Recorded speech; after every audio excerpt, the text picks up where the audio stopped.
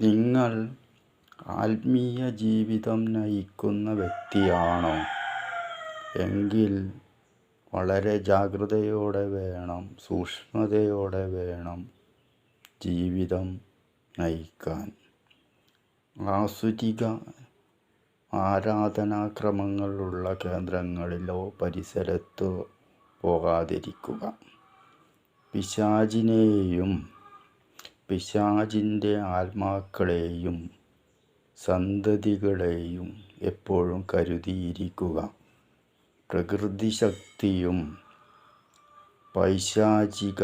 പിശാചിൻ്റെ ശക്തികളും നിങ്ങളെ ആത്മീയ പാതയിൽ നിന്നും വലിച്ച് ഭൗതികതയിലേക്ക് ഇടുവാൻ ഓരോ നിമിഷവും കാത്തു നിൽക്കുന്നുണ്ട്.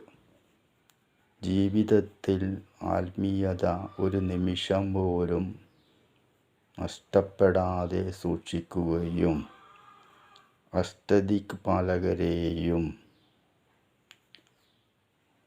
ഭഗവതിയെയും ശിവപാർവതി ശക്തിയെയും എപ്പോഴും മനസ്സിൽ സ്മരിച്ചുകൊണ്ട് പഞ്ചാക്ഷരി മന്ത്രം